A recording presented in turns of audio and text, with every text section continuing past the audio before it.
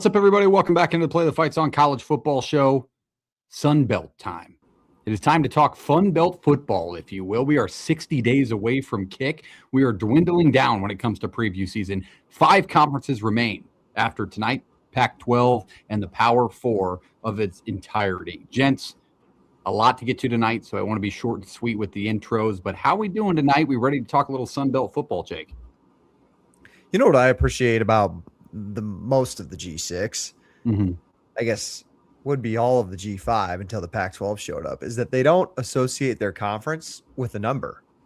The Sun Belt, Conference USA, Mountain West, anything flies with conference realignment with these teams. I don't really care where you're from. We don't really have a limit on the number that you are. I was just kind of thinking about that as before we get started. I'm like, shit, the Sun Belt could have UTEP in it for all I care. It's just the Sun Belt. That's an awesome name. That's the conference. Makes it simple for everybody.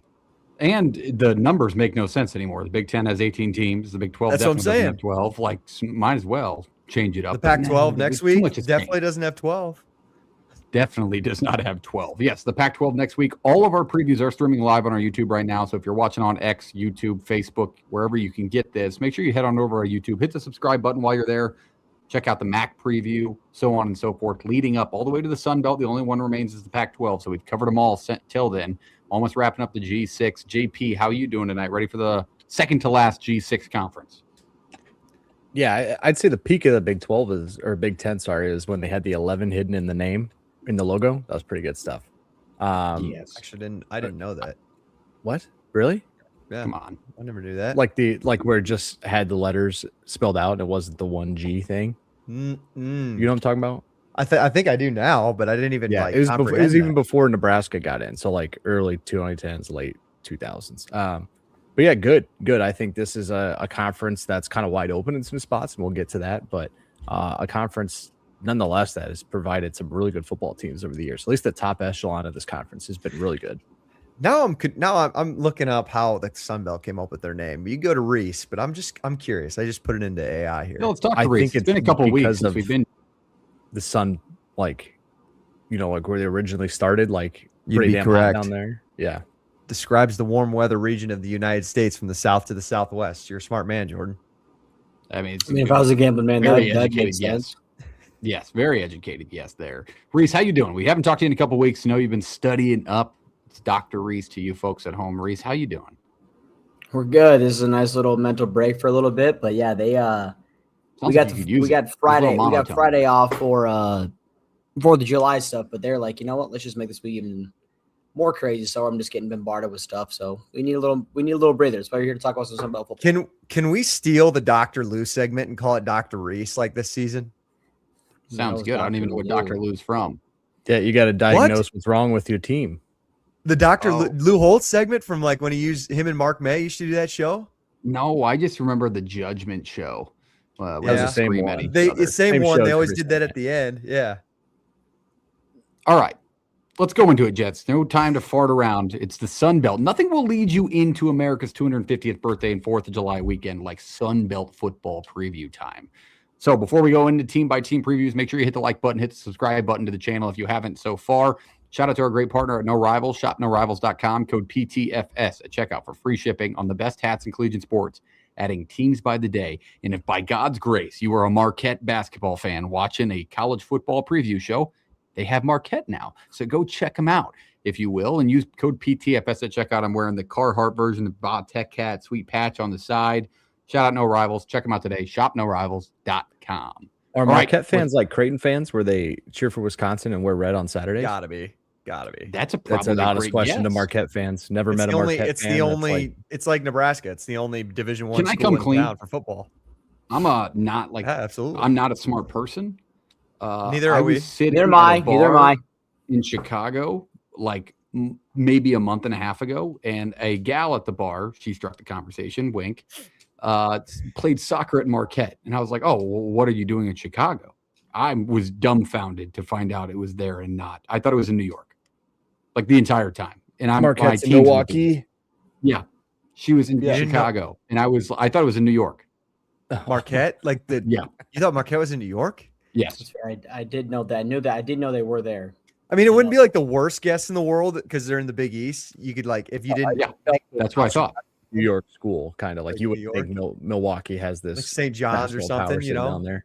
Yeah. It just didn't strike. I never put it together, and she was like, "No, it's like in Milwaukee. It's actually fairly just a few short drive away." But we're a college football show, so you get a pass. Yeah. It's fine. Yeah, Marquette don't have college football, so we don't care about you. Just kidding. Go Hoyas. All right, let's go into the Sun Belt. Let's start it off. We're gonna go same rotation as always. Jake, myself, JP, Reese rounding it out. We'll go back around. There's 14 teams in this conference. First up on team by team previews tonight, starting it off with a banger. Let's talk Warhawk football when it comes to the Sun Belt. Nothing says the Sun Belt like the Louisiana Monroe Warhawks. Tell us about this team in 2026, Jake.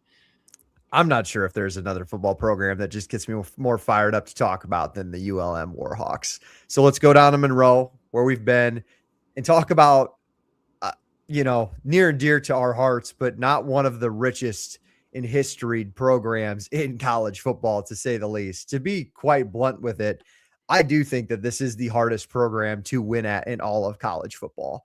And I would hear arguments for a couple of other schools, but I think ULM has you beat. It's one of the lowest budgets in the FBS. God bless Monroe Stadium, if that's what they still call it, but it's not the most glorious thing in the world. Now we love it. It's all unique, just like the way college football always is. And I think ULM, JP, do you need to say something? You're unmuting yourself. Okay. Sorry. I thought you were going to correct me on Malone. Isn't it Malone Stadium? It's Malone. Yeah, not Monroe. Malone. Thank you. I corrected myself. Anyways, let's get into the nitty gritty things of ULM Warhawks. You could say under year 2 under Brian Vincent, they regressed going 3-9, but this just goes to show you how much of a crapshoot ULM athletics is as an entire whole. If you guys didn't know, Brian Vincent, their head coach, second year there, he also served as the interim athletic director the entire season last year, all the way until they hired somebody in December. So not only has he got to manage a football team, he's also going to manage all duties within the entire ULM athletic department. Jake, sorry to jump in. I'm pretty sure they hired SJ Toohey, like blindside SJ Toohey. You might be actually correct there. I think that's a great poll. Yeah. That's a great poll. What a poll out of you, Parks. ULM under Brian Vincent.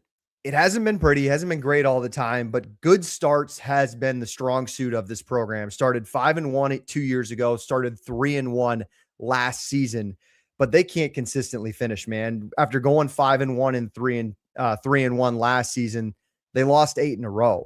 And this is a program that's trying to find their first winning record since 2012. And it starts with the offense. It's got to improve. Quarterback Aiden Armenta is back.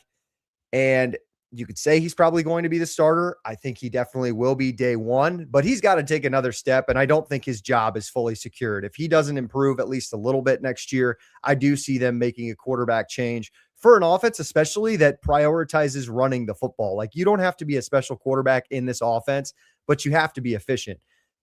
Vincent's taking his play calling duties and moving it over to new OC Jesse Montalto. Montalto's a kind of relatively known name if you're a Midwest podcaster like us. He's been a JUCO head coach at Ellsworth and Iowa Central since 2014. He's been a JUCO guy for a long time. And at Iowa Central, for those who don't know in JUCO football, really hard to win at. Iowa Western is in your backyard, and Iowa Central has honestly struggled recently within the last 2 decades, but he put together 4 winning seasons since 2021, and their offenses has been really good. Montalto and Vincent come together and they bring in 20 JUCO guys. It's kind of the theme of some of these lower level G5 programs, because they get some of your FCS players a little bit after they lose their guys to P4 programs. But a lot of these Sunbelt teams, these lower level Sunbelt teams, really hit the JUCO kids hard, because these FBS programs would rather take a flyer on a good G5 player than a JUCO kid with maybe a different kind of past. The running game has got to be special again this year, and they've lost their 2 leading rushers the past 2 years to the portal. It's just kind of the name of the game. And how do they replace it this year? Decently familiar name, if college football fans, I think, can remember. Donald Chaney Jr. comes in. He was at Miami. He was at Louisville, has plenty of playing time and experience at both of those teams, over 200 carries, 1,000 career rushing yards. This is a guy that can come in. I don't expect him to be Ahmad Hardy, but I expect him to be really good in this offense, and they feel comfortable with the rest of the running back room. And the defense under Vincent's been, honestly, it's been serviceable. Like, it's been actually pretty good, above average within the league, to be honest. They were ranked 6th in total defense in the Sun Belt last year. They bring back a good amount of production in the back 7 on the back end. I think the linebacker room is actually pretty good, but they have to replace a ton on the defensive line. They had one of their best players go to Oregon. I'm looking at Cliff Mosley at D tackle and Dylan Howell at the defensive end spot. These are 2 dudes who are just going to have to step up right away. Last thing I'll say about it before we get into the schedule, the success of this team, it relies on tempo. And I'm really interested to see how Montalto can still implement the run game, still keep that the bread and butter, because that's what Vincent wants out of his offenses. This team ran the least amount of plays in the Sun Belt last year on offense. Great for the defense. For a defense that's been pretty solid, you don't want to be on the field that much, but the offense has got to continue to stay on the field and sustain drives. I think that was the Achilles heel of this team last year. Moving on to the schedule, I think over-under is sitting at 3.5. And I think the vibe that I picked up down in Monroe is that I think they feel pretty confident about hitting that mark. Honestly, the expectation, sneaky, under the radar, kind of people are whispering, is this team wants to get to a bowl game. But unfortunately, I don't know if the schedule really does them any favors. Now, they don't have like an Alabama or an LSU on the schedule, but they go to Starkville right away, at Mississippi State. At UAB week 2, that's a team you've beaten in the past. You can win there. Southeast Louisiana, FAU coming to town. That's your non-conference. Now, you renew your rivalry with Louisiana Tech. You renew an old rivalry with Florida Atlantic. And it's at South Alabama, at Arkansas State, App State. Like, you don't see James Madison on the schedule. A lot of new faces in some of these programs that we're going to talk about. It's not daunting. It's a little challenging, especially for ULM standards, but we go to over-under picks, fellas. I'm leaning over. I think they get the over in their win mark this year. I really do. I would love that. I think that'd be fun for college football. I think there's that, tug on the heartstrings that we've had just because we've been to this program. We've been to Monroe, Louisiana. We've walked on this field or tried to. They actually keep it locked up for what this program is. I'll say that. But UAB, I think week 2 is one of the bigger ones if you're going to get to that over. A bowl game would be awesome. You haven't been to one since 2012. You lost that one. It's the only one you've been to in your school's history. To say their history is light in college football is putting it in a nice way. So I'd love for the Warhawks to get to 4 or 5 would feel like the world, but full eligibility, I might just have to throw a party and host everybody. Reese, thoughts on the Warhawks? One of the cooler helmets in all of college football. We'll give them that. Correct. One of JP's favorite brands, yes. But yeah, no, Schaefer mentioned the schedule. I think it helps.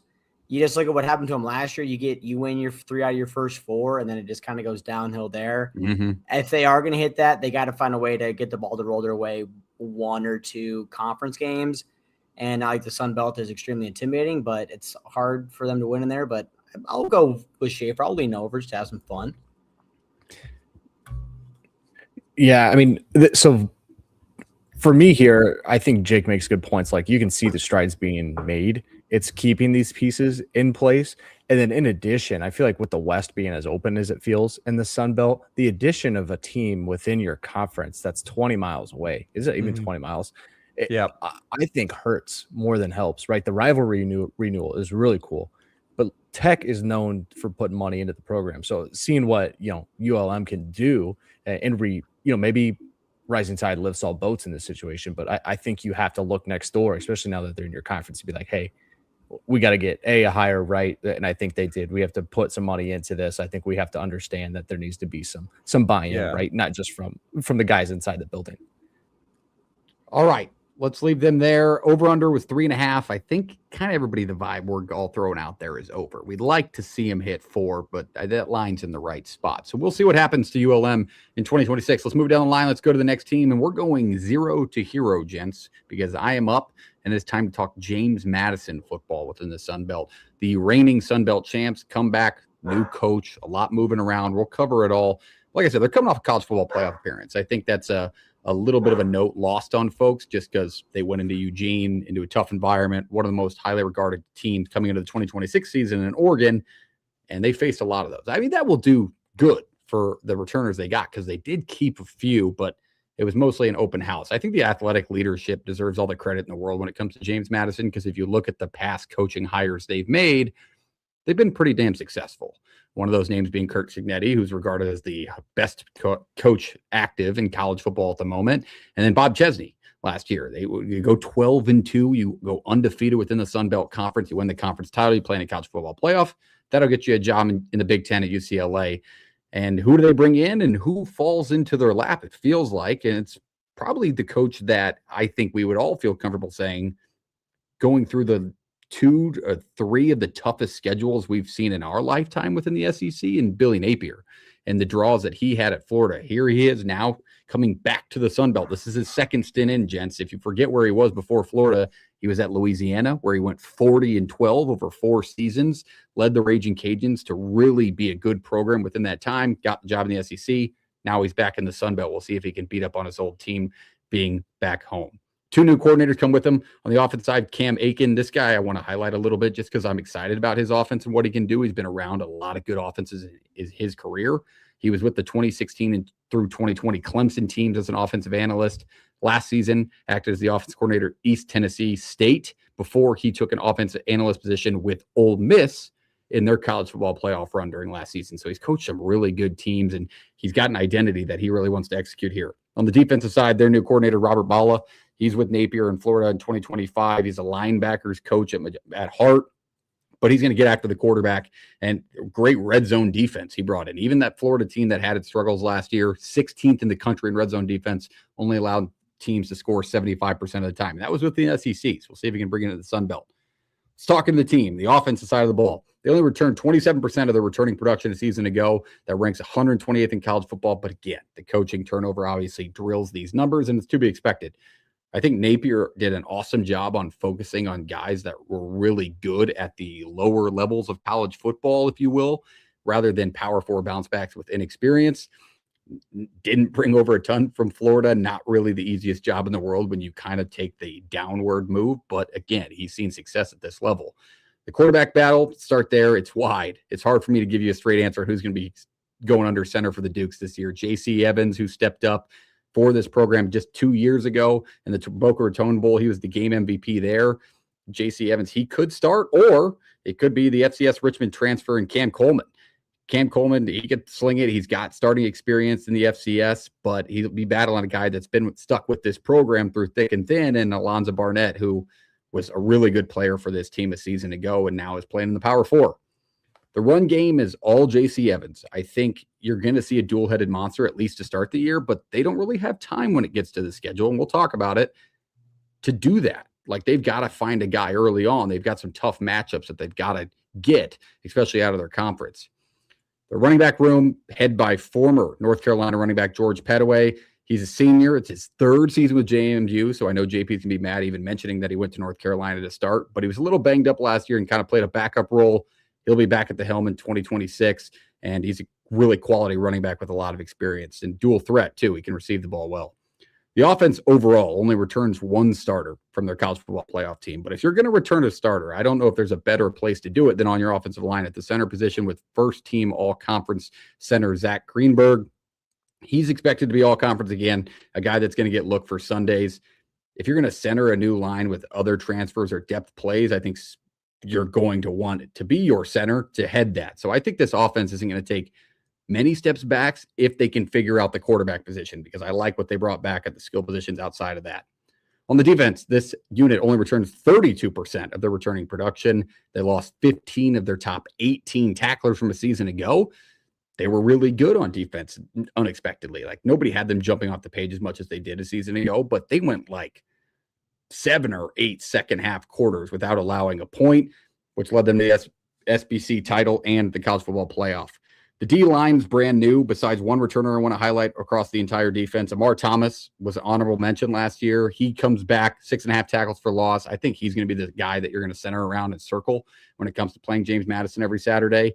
He'll need to get Napier's bundle of Division II transfers up to speed, because this defensive line is uberly important when it comes to Ball's scheme that he's going to want to run here at defensive coordinator. The other returner is linebacker Gannon Weathersby. He's going to need to play a bigger role. 57 tackles a season ago, But again, he was the young guy within that room. They lost a couple of graduation, one to a transfer. He's going to be the guy that needs to lead that team. All in all, this unit is expected to stay solid throughout 2026. But I think if they're going to take a step forward, they're going to have to pressure the quarterback a little bit more. They kind of got lackadaisical in the second half of the season. And then Napier's Louisiana teams really got after the quarterback when they were good within the Sun Belt. So look for the same blueprint to come. James Madison, this team and this fan base has expectations through the roof, honestly. Like, and there's not a reason they shouldn't be. This is year 4 in the FBS. You've already got a conference title, a college football playoff under your belt. You've got the resources. You've got the Power 4 bounce back head coach that's already seen success within your conference. I don't see a reason why you wouldn't automatically think 9 or 10 wins once again. I don't think there's going to be that drawback if you're a James Madison fan. The over-under, 8.5. The schedule, not the easiest in the world here. They've got some tough road games, but on paper, this team's up to the challenge, in my opinion. The biggest set here, I think, within this schedule, you lead it off with Liberty. That's a massive game within the G6 realm. You get Wagner, but I think that at San Diego State, what Sean Lewis has done there, and then at Old Dominion, who's expected to be another good Sun Belt team, that's where you really got to make your money early in the year. If you can start off, 4-0, you're going to feel really, really good about your chances to make a conversation for the college football playoff yet again. Gents, over under 8.5. Thoughts on the Dukes, Jake? This is Reese is the schedule guy, but it's the easiest schedule I've seen in some of our G6 like those previews. First 4. They're good. They're good. Easy. No, it's not easy, but there's no P4 team on the schedule. Liberty's at home at San Diego State. Sure, going across the country, that'll be tough, but there's a lot of other foes in your People called them schedule heroes last year too. It's kind of the same. I would say too, not even James Madison related, but if you're everybody else in this conference, like Sunbelt Billy is back, and I think he still recruits at a very high level. So if you're going to get this James Madison team and steal a division title, I think it's going to have to be this year. I think if you're like an Old Dominion, per se, I think this is the year you're going to have to get it before Billy gets his footing in this conference again. JP? Yeah, for me, this is just the expectation that they do the same, even with a new coach and a lot of new pieces. So I feel like that's dangerous from, a fan point of view or just somebody previewing the conference, just kind of writing them in spots. But like, the schedule is not that daunting. I think the East Division is clearly the weaker division of the Sun Belt. And so we'll see on it. Like, they could be not as good as last year and still have a really, clear path to winning a conference title.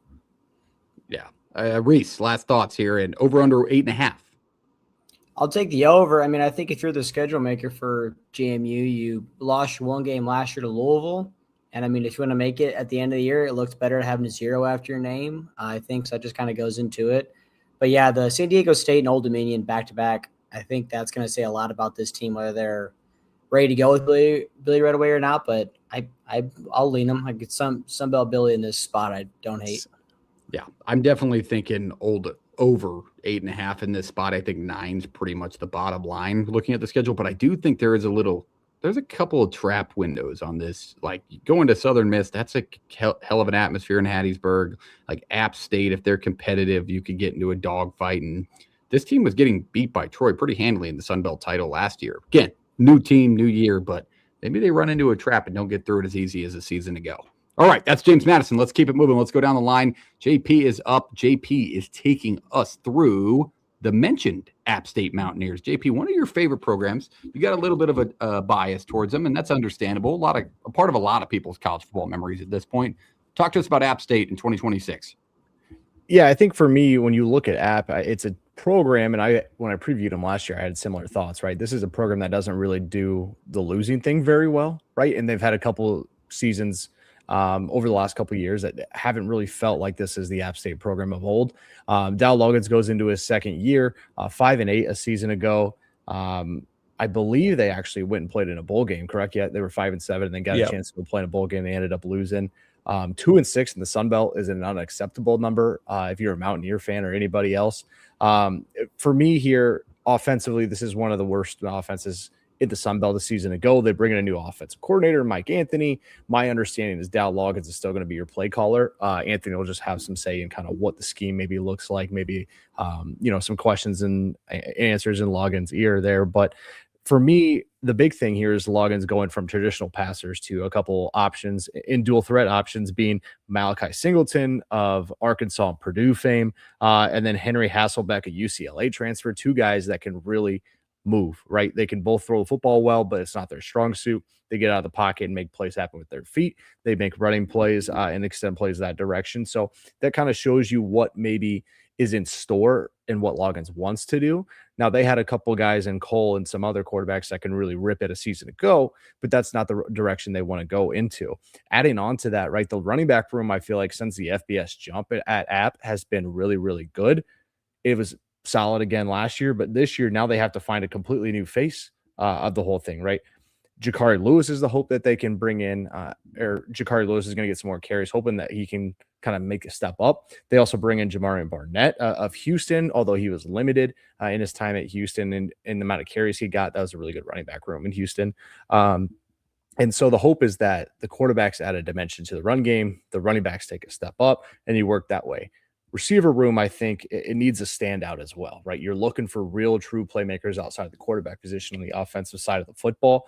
Sam Mbake had 24 receptions a season ago. He's back. Chris Lofton is, a really good piece and hoping that he can make another jump there. And the kind of, for me here, listening to kind of different beat writers and people who cover App is that maybe this gets a little more vertical. Maybe this offense is a little, they'll rely on the football or running the football, but they're going to want to be a little more up tempo, making plays that direction. Three pieces like Poindexter, Sweat, and Ramsey return on the offensive line. Maybe a change in scheme and the way quarterback moves changes the production, the output for this offensive line, get a little bit better. Not as many pressures, not as many sacks, but they do need an enhancement on that side of things. Defensively here, this is a team that struggled against the pass a season ago. And I don't think that is too crazy to say. You look at the stats and how things sat. 7 to 8 transfers in the DB room, right? They got in guys from Dayton, from Charlotte, Virginia Tech. Guys from Dayton are going to be established. Pieces from the FCS level, Charlotte and VT as well are some good pieces. The D-line plans and wants to be disruptive. They want to have a deep unit where they cycle guys in and out. They bring back some pieces that were part of that rotation, but miss some larger ones. Starts with Aiden Benton and Caleb Sandstrom, 8 sacks between the two. So not bad numbers between the two, but you get 2 good edge pieces back. The interior is where the worry is kind of on that side of things. Linebacker room, Colton Fairs, good linebacker, right? We talk about this is a guy who defensively kind of had to be the star and make a lot of plays and gain a lot of tackles. And the numbers show he had to make the plays and did a lot of times. And hopefully he gets a partner in crime in either Alex Mitchell or Keyshawn Thomas, 2 pieces that come in. And then how does this group really mesh together, right? You have a signal caller in the middle of the offense, middle of the defense and Fairs. You got to rotate some pieces in on the defensive interior, which we know how important defensive tackles and nose tackles are in the offense or in the defense. I keep saying offense for whatever reason. Nose tackles and defensive tackles are, especially when you're trying to stop a team from running the football on you and create pressure.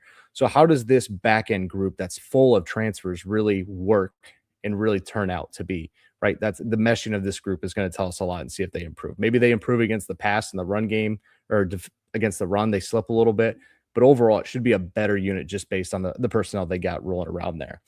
Expectations wise, right? Always high at App. Got to win. It's pretty simple, right? You got to win football games if you want to be the football coach here. You got to win football games if you want people to buy in and continue to be there for these. It's a really good home atmosphere, one of the better ones in the Sun Belt. So winning is just about everything, and more so than a lot of places around the country. Kind of think that this feels like another year one for Loggins, right? First year was an odd situation. Felt like he didn't get a lot of pieces and he wanted to. Makes a new OC hire, brings in a new quarterback style. And here we go again. If we can sit here and get to a bowl game, maybe this thing resets and people get a little trust back. Schedule-wise, right, very front-heavy conference slate, but their cross-divisional grab is pretty good. I think that if you look there, and I had them pulled up a little bit ago, cross-divisional, they get ULM and Georgia State, is that correct? Georgia Southern. Georgia Southern from the other side on the road. I think you like that from the West Division, especially with the East not being as talented as the West, I think. ECU, Charlotte, NC State. Let's just play the state of North Carolina here, fellas. Right? Let's battle for a state title. At ECU would be tough to start. Charlotte, you should be able to win. And then at NC State, I think we'll just kind of give you a little bit of a thermometer of where you're at. But yeah, I'd like to start playing ECU after playing Maine. Like, sign me up for that one. That's a really good G6 football game and two really proud programs. They've got a couple of tougher stretches within the schedule. I think the short weeks, too. I mean, they get homecoming, Old Dominion. Then they play Friday the following week on the road at Coastal. Then they have a short week before they get the reigning conference champs in James Madison, while they play them the following Thursday. So a lot of weekday games here for App State that are going to be the turning of the tides middle of the season. See if they can pan out. Jake, any thoughts on the Mountaineers? I'm sorry. The cross division is South Alabama and ULM, which is also two good draws. I don't think South Alabama is going to be very good this year. My only question is, I lean over. Isn't Singleton the kid that came in and after Taylor Green went down and beat Tennessee when Arkansas upset Tennessee a couple years ago? He might have been. I think he would have been. That sounds correct at that time. So he's a very, very similar type build. Like, I think he's kind of built to. I like the way he could run this offense. I think he's an upgrade. I don't know, talent wise, he's an upgrade from like Cole, but I think scheme wise, he's an upgrade in this spot. Any thoughts, Reese? I like the schedule, getting your hard games out of the way early. I think you're going to find out right away if they are ready to go. I think the East is going to be a little more. It's a little tougher, but I think Shaver just mentioned you get two good draws to go out west too, and you get those to end the year. I think that helps a lot. Depending on what they wear, App State at East Carolina could be an all-time uniform matchup within the G6. Those are two good-looking teams. All right, let's leave App State there. Let's move it down the line, and we're going next to Reese. Reese is taking us through the Troy Trojans. They made a conference championship game appearance a season ago, got high expectations in 26. Tell us about them, Reese. So, yeah, you go 8-6 in 2025, and you're projected to be number one in the West, one of these conferences that still does divisions. What's going to make a Trojan fan optimistic? You got two quarterbacks that are coming back from last season. Goose Crowder, preseason first teamer, is expected to be the guy. Went down with a little bit of an injury last year. Before he went down, he had 1,300 yards, 11 touchdowns, 5 interceptions. Issue with him, like I said, staying upright. He was sacked 23 times. Guys like to keep plays alive with his leg, but just struggle to do so. But if he can't handle it, Tucker Kilcrease is also back, who saw time last year after Crowder had a little bit of injury, had those injury problems. Problem was he was also sacked 31 times. Sounds like an issue with this offense. And then going into that, you're going to need a whole lot more support from the supporting cast. A lot of those guys ended up leaving, which you brought in transfers from all over the Power Four here to help out. And you also got a new OC in Adam Austin, who came in from the highest scoring FCS team in Charlton State. You signed a JUCO All-American running back in Gavin Griffin, who's going to pair well with Jordan Lovett, who comes back from last year as well. You signed a former Ole Miss wide receiver in Norreal White. Not much back for the offensive line, but like I mentioned, they had some issues keeping their quarterbacks upright last year. So was that really a bad thing? Defensively, kind of similar to the offense. Not a lot is going to be returning. Transfers are found all over at every level. Defensive end, Kavion Henderson from Arkansas comes in, along with Marcus Gore from Tennessee. Just a few guys that have come along there, and they have a couple of Boston College transfers as well, one in the linebacker core, one in the defensive line as well. Justice Powell is kind of the main returner in the defensive backfield. He's coming back for his third year as a starter. Expect him to kind of be one of the main guys here. He's been hailed as really taking over as a leader, according to the head coach this springtime. And then when you dive into the schedule, interesting open up to start the year. I don't think you're really intimidated by the first two games you see with Sam Houston State and Alabama State. But then you kind of got to figure some stuff out. You go on the road to Missouri, so have fun in Columbia. And then you go on the road to Utah State as well, too, who we've covered them before. Don't think they're going to scare you too much, but still, again, it's a challenging game or challenging road schedule. You catch everybody on your side of the East. Your road games, Louisiana, James Madison, Southern Alabama, and Arkansas State to end the year, I think is going to be the most interesting one you look at there. Arkansas State's got two kind of important games to end their season 2 for whoever's covering them, if you're paying attention to that. But I think looking at, I didn't even realize what their over-under is at. But there's a reason why they're said to be a contender. I think your defense is going to be fine with the guys you brought in. And then Goose Crowder coming back, I think, is just a massive help as well, too. I like this team. I like this team a lot, and I like what Gerard Parker's done here. I think it's one of the more, it doesn't jump off the page record-wise, but what he's accomplished, because this is one of the programs within the G6, in my opinion, that has had to deal with the success of a coach and then completely turning it over after the success of a coach a couple of times. So even 8-6 conference championship appearance, because you are one of the only division-based conferences, impressive. I got high expectations for this team. The returning quarterback production and experience at that position, we've seen it do leaps and bounds for these G6 teams. JP? Yeah.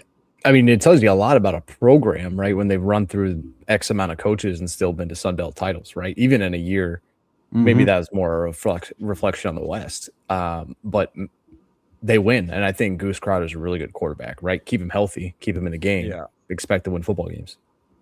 Jake? I think it's the best defense in the league. I think it's the best defensive line in the league. And Crowder has to stay healthy. And we've said that. Everybody said that. But that's like true. He's gotten hurt the last 2 seasons. But I do trust like the offense is a lot of new pieces, but at least Crowder being back helps alleviate some of those issues. They always seem to have good receivers. Like Ra Thomas was really good last year when he transferred in. One of these guys is going to highlight really well. And I think Lovett's a really good back too. So 6.5 is their over-under win total, which is crazy because Athlon has this team winning the division. So 7 or 8 wins might just win you the division. But I think their roster's built to win. Some old leaders and legend style feels from the Build Big Ten there, JP. Yeah. You get a conference title appearance out of it. I'm high on Cam Curry too. I think he's going to be really good on this extremely expectedly highly Troy defense here. All right, let's go back to the top. We're going back to Jake. Jake is taking us through Georgia State. Tell us about the Panthers in 2020. Oh, sorry. Are you taking us through Georgia State? Yeah, I am. Yeah, I got you. Fellas, we might have made a mistake here. Why? Was somebody else got Georgia State or what? I definitely have Georgia State as well. So we're either missing a team or what. What do you want to tell? Can dual head it here. I somebody mistakenly threw that on me, but it's okay. We'll dual head it. You go, and then I'll throw in anything that you don't cover, which I'm sure is going to be nothing. So tell us about the Panthers. I don't know how much we need to cover this team, and that's not a disrespect to Georgia State, but I mean, no, it's exactly what I was going to start with too. Here, listen, Del McGee, 3rd season. It was a flashy and enticing hire when they made him and took him from Georgia, and he brought some of his Georgia guys with him in year 1, and it just hasn't worked out. Like his defense has been outright atrocious. They gave up 38 plus points 7 times last year. And the concerning thing for me is I don't think there's been a lack of talent. Ted Hurst was one of my favorite receivers in college football last year. Can McGee get things right culturally? He knows the area. He's a Georgia guy. Like it was a good and correct hire at the time, but winning has not been a recipe for success for this football team. Cam Brown's going to be back at quarterback this year. They just circled through so many quarterbacks last year. Like he was really good in October. Then they kind of yanked him. And I just wonder, like with all the quarterback changes, did that kind of help or hurt his groove, I guess, a little bit? And I mentioned Ted Hurst. You can't replace Ted Hurst, but Owen Dupree comes in from West Georgia.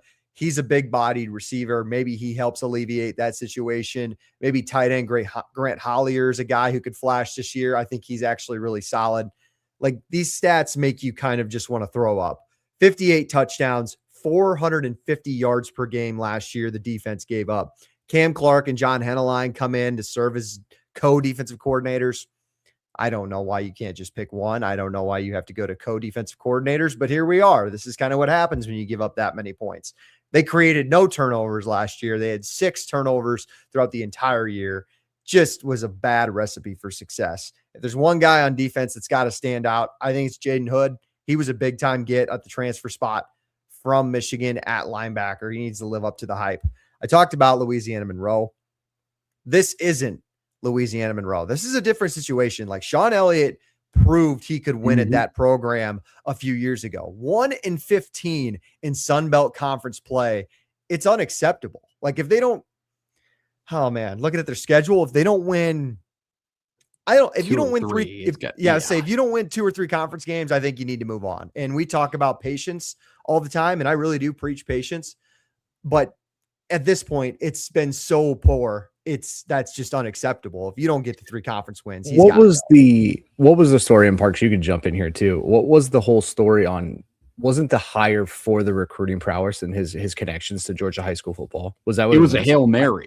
Their current head guy at the time in 24 left right after spring ball. So about now he ditched out. Elliott went to go and he took a job to be like, what was it? The tight ends coach at South Carolina, something like that. He was just like, I'm done with this program. They were like, all right, Dell, we got you. And then last year was kind of his overhaul. He brought in 77 new players, 43 of them being transfers. And then you got that result of 1 win. And then now you're looking to build off of a 1-15 start at Georgia State. I think Cam Brown is a bright spot here. Like, he was good. He was legitimately good, but it was trial by fire for that entire quarterback room all season. And I don't think it would have mattered because this is as bad of a North Texas defense 2 seasons ago without the offensive prowess of what that team could do. That's simply what this team is. And I can't put into words how bad this defense was. They gave up 30 or more 9 times. 9 games, they gave up 30 or more points. And it was like over 500 yards of offense each time. So they've got to obviously make some changes. I highlighted the same guy when it came to the linebacker position. I think Jaden Hood's a dog. He was a 3-star guy, but he had like Alabama, Georgia level offers coming out of high school, chose Michigan, didn't get the playing time. Like, that's a guy you can center a step forward behind. The one bright spot here is the O-line, in my opinion, Jake. The O-line a season ago only gave up 18 sacks. Now, that shitty defense only sacked the quarterback 18 times. So when you have a even split, that's not usually a good thing for your defense. But 18 sacks all year long, you get 3 guys back. You add in a Power 4 transfer, another one from Michigan. Like, you should be able to keep Cam Brown upright. We'll just see if they can fill in at the skill positions and get a stop every once in a while. How bizarre is this, too? If you look at their schedule from last year, 1-11, beat Murray State. That's your only win. And the least amount of points you gave up the entire season to anybody in the FBS was James Madison, 7-14. Like, what? Yeah. I didn't watch that game, or at least I don't remember watching it. But big week of film. I need to go back and watch that game and be like, how did you limit James Madison of all teams under 20 points? Somebody had to have gotten ejected. Like, that's the only thing that's making sense. Because on paper, this was the worst defense I have seen since that North Texas team 2 seasons ago. They got a lot to make up, and the schedule is not great. Like 3.5, or was that the number 3.5? Right, over under. I will double check, but I think you're right. I think it's 3.5. It feels like a long shot to me. You don't get the SEC draws that you've had. Like, you don't have the Ole Miss and the Vandy on the schedule anymore, which Vanderbilt got their revenge. This team, by the way, 2 seasons ago beat Vandy. They get Kennesaw State. I kind of like the Owls this season. I wouldn't say that they're going to be able to stop them very easily, which what they showed us at UCF. So you get Alonzo Barnett again, which you stopped him the first time, I guess, at James Madison. We'll see if they can stop UCF next season. I don't know. I just do not think it's going to be good. I think 3 is the ceiling here. I don't think there's going to be drastic enough changes defensively. JP, any thoughts on the Panthers? Nope. I said my piece while you guys are going. Reese. Nope. Yeah, any improvement on the defense helps, but then again, you still got to be able to put up a lot of points if you're going to give up a lot of points. So, yeah, I lean the under. All right, let's skip over me since I just kind of spearheaded with Jake. Let's go over to I'm going to raise my hand on that. Jake had it in there, and then I texted in there that you should take them, and it was the whole thing. So who are we missing is my question. This is bad. I think Southern Miss. Great. I got All it. right. Okay, good. Yeah, we'll always count on Jafe. I'm gonna improv it, but we'll see. Yeah, we can spearhead them together. The people of Hattiesburg, they or Hattiesburg, they deserve that. We'll put it together. They're used to being forgotten. All right, let's go to Marshall. JP's taking us through the herd. Take us through this team in 2026. I think people are going to be excited about him because I've seen a lot of college football 27 dynasties being built for this team. So tell us about him. Yeah, I think it's a program that a lot of people enjoy watching and paying attention to. Maybe it's the branding, maybe it's the very specific green, maybe it's just the story, the resiliency, and the rebirth of the program. But Tony Gibson goes into his 2nd year here after a year in which a lot of people had Marshall as, scraping the barrel for 2 or 3 wins. If you remember kind of the mutual parting of ways that happened prior to the 25 season. And you look at the way this team came out firing, right? This is a team that won only 5 games, but was in a lot of football games, had a chance to win a lot of football games, has a quarterback in Carlos Del Rio Wilson, who's pretty darn good, upper echelon of the Sun Belt for sure in their ability. But the whole thing kind of starts with him, right? Threw for 2,000 yards, led the team in carries and in yards a season ago. It's a team that wants to run the football, right? The carries in the running back room are diversified, but it's going to start with Del Rio Wilson for sure on that side of things. And 4 guys over 30 carries a season ago. 3 of them had over 50.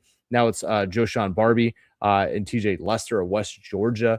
Now 1 year playing in the FCS at West Georgia, now takes a step up, a really good running back. So diversified carries. We want to run the football. We want to have a good offensive line, and we're going to put the ball in the hands of a quarterback who hopefully doesn't turn it over too much, but has the running ability just about anybody else in the conference.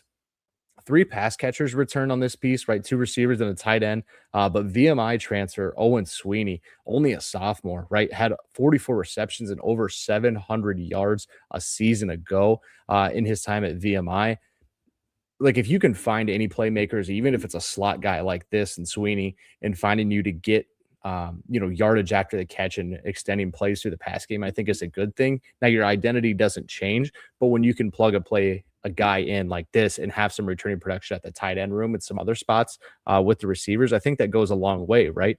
Well, you're probably wondering, you run the football, what's the offensive line looks like? Only 2 returners.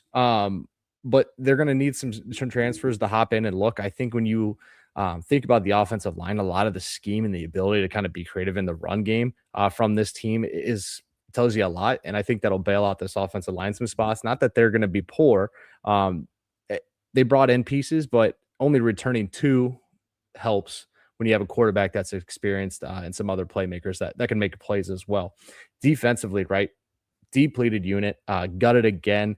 Like anyone, it feels like in the power or the G6, 3 tacklers graduated, D-line pieces left, even if they weren't, Sun Belt, all Sun Belt honorees. 21 defenders that saw 200 plus snaps, 7 come back, and that's it. Poor against the run, gave up a lot of explosive plays was kind of the story, right? I talked about how they lost some close games a season ago. That's how you lose close games, right? Give up explosive plays when you need to have stops, or you're poor against the run game and your offense can't get back on the field. Javon Gilmore is good hybrid linebacker piece, and Deontay Smith as a safety is an all-league potential. Both those pieces are probably going to have a chance to be first or second team all Sun Belt this year. Pieces all over are being filled by transfers or unexperienced P4 guys. Story of a lot of G6 programs. Here at Marshall, it's not much different. In McCuthern's, I think that's how I say McCuthern's, a Buffalo transfer to Hall from Central Connecticut, are going to lock down the corner positions. These are 2 really good gets. These are pieces that played at their previous school, pieces that stood out at their previous school. So if you can lock down both corner slots, have a really good piece on the edge, have another good piece over the top as safety, you can start to figure things out elsewhere, right? You're still going to need a guy in the middle of the linebacking room that really helps you out. But that hybrid piece that can be disruptive is huge for them. And so for me here, I think last year was above and beyond expectations, right? 3-1 in the non-con is going to be doable here with this schedule. Penn State obviously probably looking at a loss there in Happy Valley, but you get Middle Tennessee at Mo State, who probably is going to be a little bit down if this is a Mo State team still with Beard at the helm. You're probably going to look at it a little different at Gardner-Webb. If you can get out to 3-1, right, go to James Madison, understanding that, this is the best team in the league, best team in our division. Let's go make a battle of it. I think that goes a long ways, right? And then you go to Georgia Southern at ODU. So like top echelon of their half of the conference they go travel to, which stinks. But man, if you get to 3-1, you're starting to think like 7-8 wins. Is this in my ability? And I think win total 7.5 kind of tells you what the schedule is or isn't. Maybe they show up in Happy Valley and just say we wear white a little bit better, and they shock somebody over there. I don't know. Jake, I think so too. They've been in that battle. I will say I'm very intrigued by this team, and I will always remember now Old Dominion as the team that scored on the first play from scrimmage against the national champion Indiana Hoosiers. Like, I don't know if you guys knew that, but Colton Joseph took it off for like a 75-yard touchdown run on the first play from scrimmage in that game a season ago. So We'll see how they do it in 2026 because there is some battles here early at James Franklin and Va Tech is must see TV for if you're an Old Dominion Monarch fan or college football fan in general.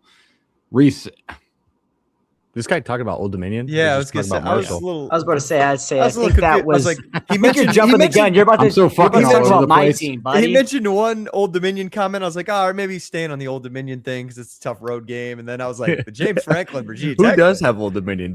Are you It's just ready next to talk team. Old It's Dominion? next team. Okay. Catch next team. passers. All right, we'll Catch save passers. that for the next one.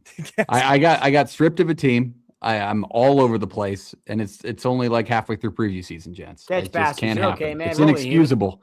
We're going to talk Old Dominion, but before we do that, let's finish talking about Marshall. Jake?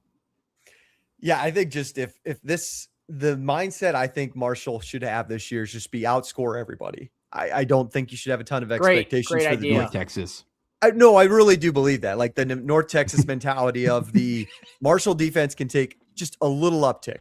Like that's what we wanted from North Texas 2 years ago. You're like, if this North Texas defense can just improve just a bit, we can win a conference title. It did Look not. What happened there?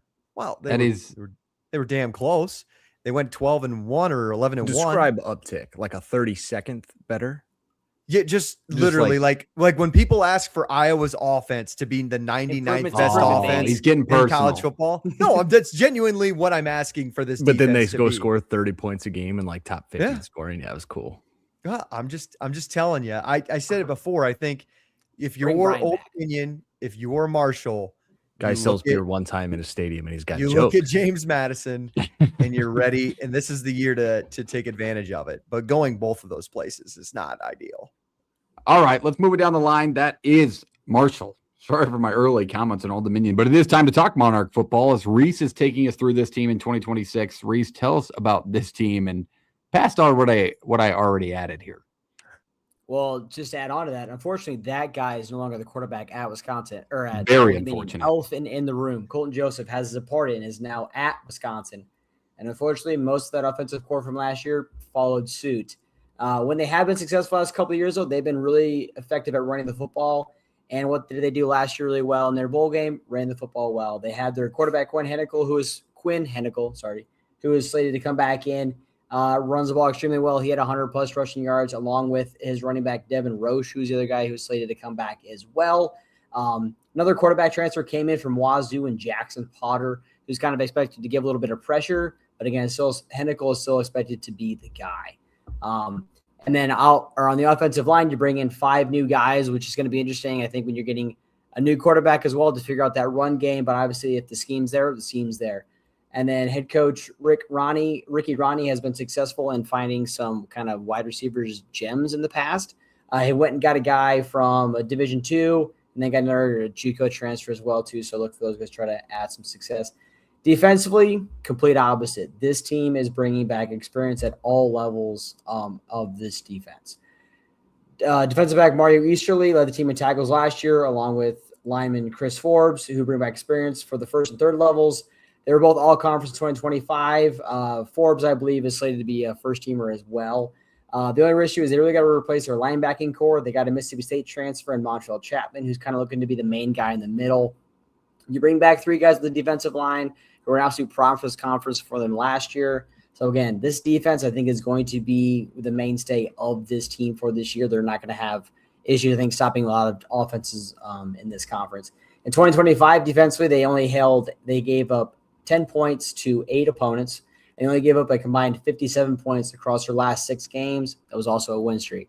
So, like I said, defense is kind of going to be what this team's going to be about. And when you dive into the schedule, you really get tested week 2 on the road. They were like, we're gonna get some smoke this year. They go on the road to Va Tech, see what James Franklin is going to be all about this year.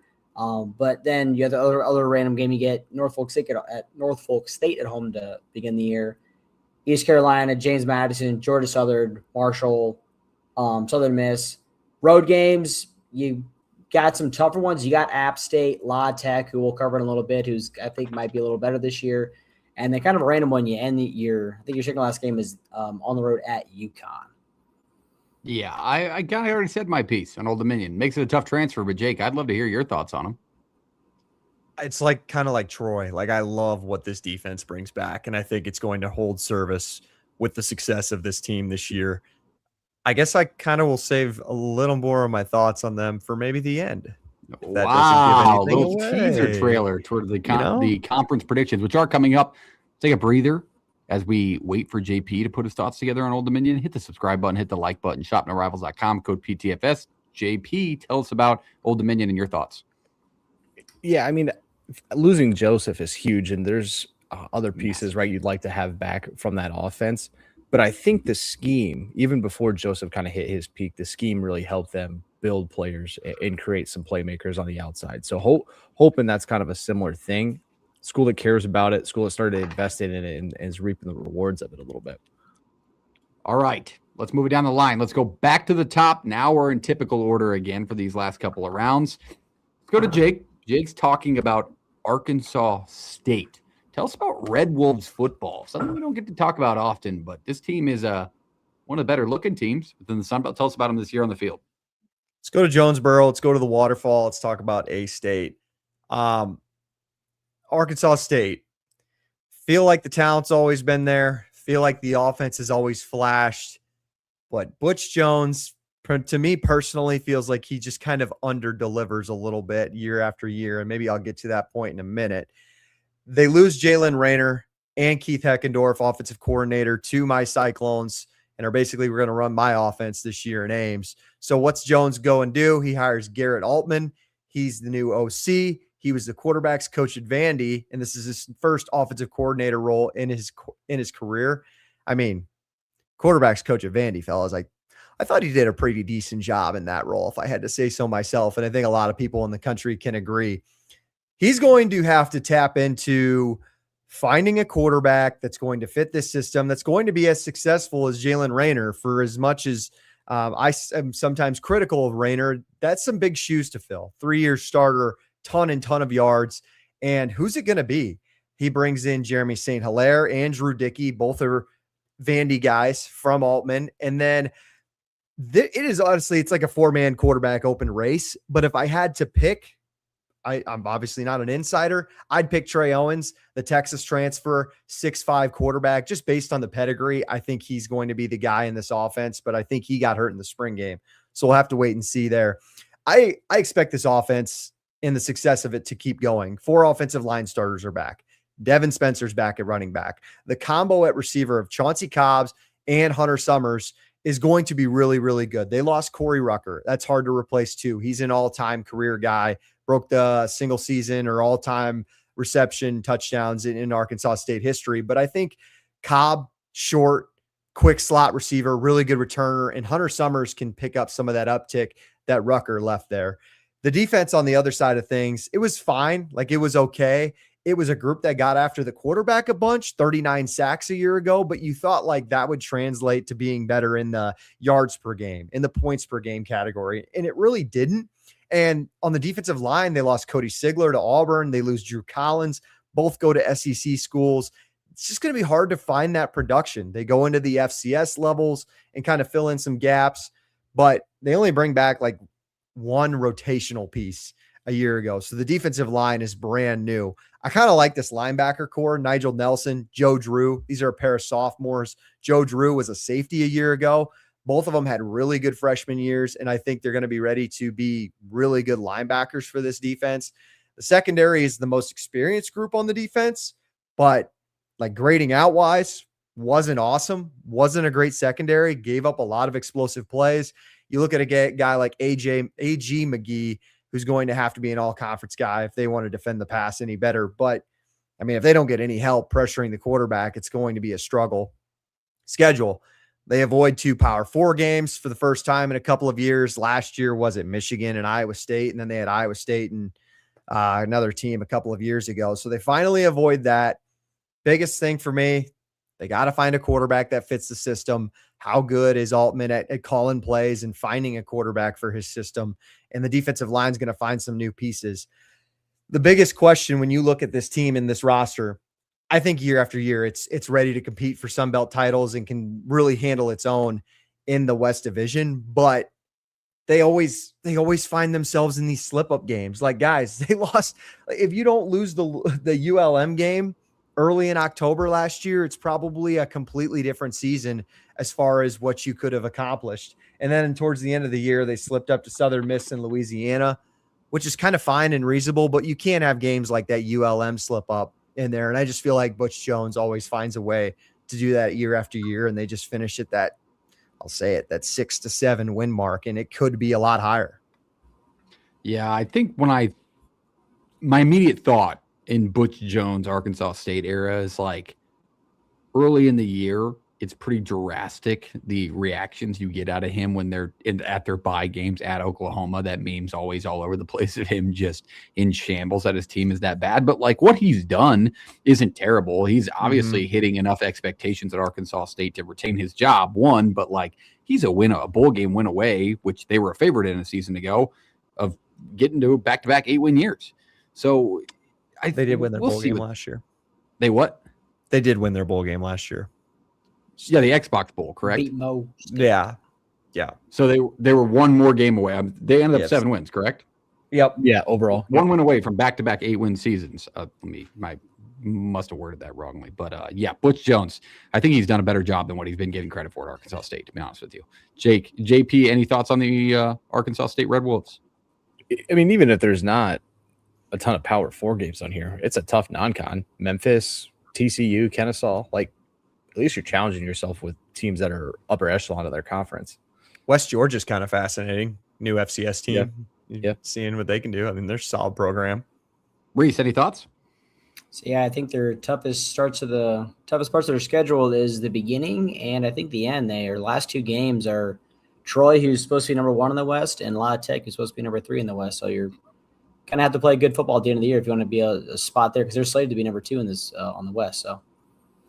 All right, let's move it down the line. Let's go to the next team. Let's talk Coastal Carolina football. I am back up, and it only feels fitting. I appreciate Jake wearing the shirt. I probably should have worn whatever the hell I got. Oh, my hat. I did have a hat, but it wasn't No Rivals, so I wasn't putting it on for the show. Loyal. They do have a No Rivals hat, so shop norivals.com, go to PTFS, but it only feels fitting. I got to visit the Teal Field just a couple of weeks ago. I'm not sure what JP's throwing up down there. Is this right? No, it's the what is this? What is that? A rabbit? Horned frog? Go Mavs? UNO? But no, I couldn't remember what it was.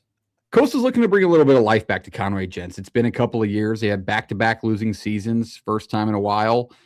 They obviously are changing identities. They're changing coaches. There's just a lot of changes. It's basically going to be the Missouri State Chanticleers this year as Ryan Beard comes in from Missouri State, where he went 7-5 in his only year within the FBS. So all in all, it was a good first year, and it landed him a job, and he got to move out to the coast. Hell of a lot of a different campus, I'm assuming. Never been to Missouri State, but after being to Coastal, I assume it's a much better spot where he would want his family to be. But he brings a staff along with him that includes Nick Petrino, his OC, which runs a pro style. That's not the typical Coastal Carolina we're used to, the 2020 teams that fed families with Grayson McCall in 2021 who ripped off 11 wins.